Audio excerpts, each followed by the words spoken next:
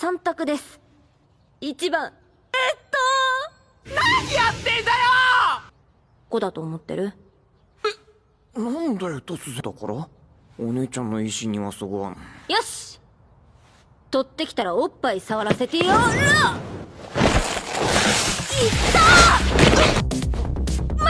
Yeah, welcome. So I took a few days to work on this video and hope to make it one of my best videos, so if y'all enjoy, make sure to like and even sub. But with that, I want to do my review of this anime recommendation from last video, Heavenly Delusion. And I want to throw in also that I enjoyed this anime a lot, but I did watch it all the way through twice just to be certain on some things I didn't understand. And you do always notice new things rewatching movies, so shit, I thought it'd be smart to do so. But now let's get to the yap. So now to get going, I want to start right at speaking on episode 1 and my first impressions of the anime. And from the very first frame of the tomatoes, I knew the graphics were just going to be great, and something about the red just pops and gets your attention. We're also introduced to the perspective of the kids from Takahara Academy, or Heaven as it's known as, and some of the kids that seem to live there. But we also do get onto more important characters, and that would be Kiriko and Maru. And from their first actions with the first home that they end up staying at, you get like an early feel of their character and a little lore of the world as well, with how the couple they find are dead, and it seems like they died of starvation. And like that's honestly just a common thing for this world, because a lot of people just, I guess, starved out from a certain disaster that happened in the past. They seem to be on an adventure, but are like lacking lots of info for it. And on the way to Hasso Inn, they run into some bandits, and low-key we get to see some great choreography with Maru kicking their asses, and Kiriko displays her Kiru beam, which seems to be some kind of light attack shot that's capable of killing what we'll see soon, a man-eater.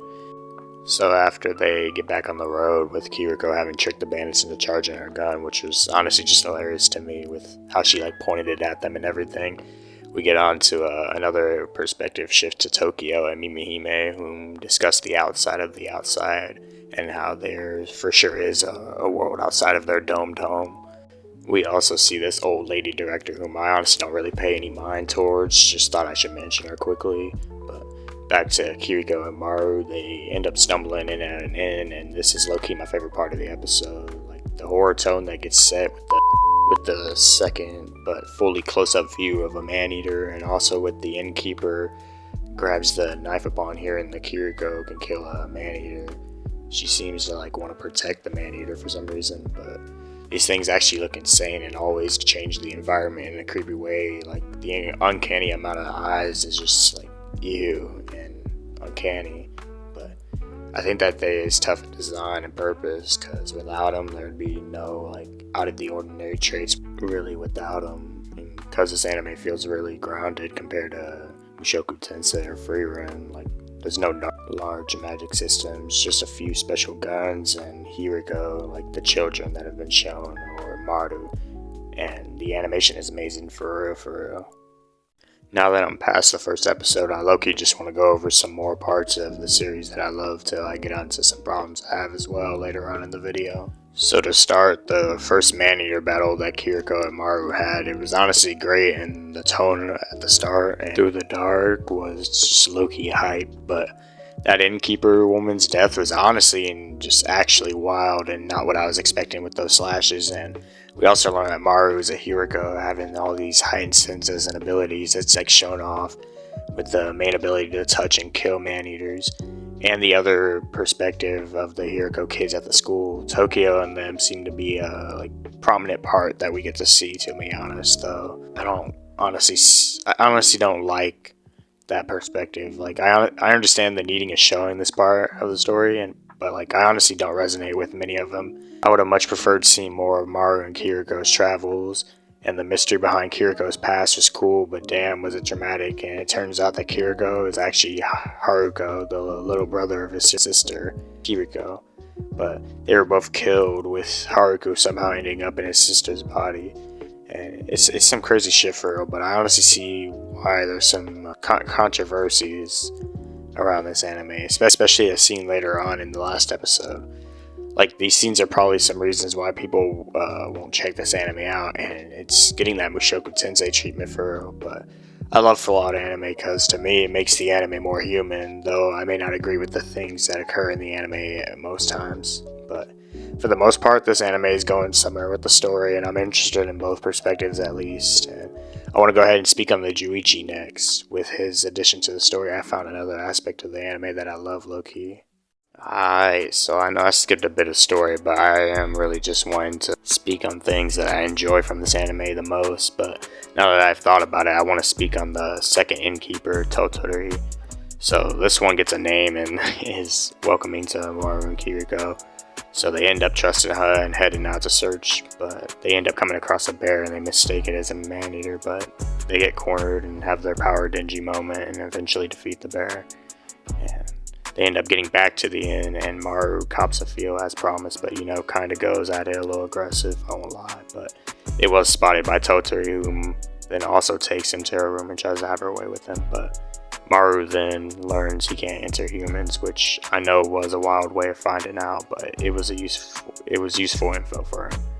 They leave the next day, but we also see Tokyo and Kona, whom I'm bringing up now because he's in an important scene, but the two end up doing the act, and she ends up getting pregnant from the exchange, and it seems that this will have some more story behind it in season 2, so I thought it'd be smart to bring it up somewhat. But let's get on to speaking about Juichi, whom is my favorite character from this show. So at first, bro is a complete con man, not selling completely fake info to Maru and Kiriko, but had a goofy manner with it and got some money out of him. But he is a former breeding pig for the so-called Heaven Takahura Academy place, and only barely escaped after 6 months of planning with this couple and a kid. And he is a father also, wanting desperately to see if his kid, or at least know he's safe.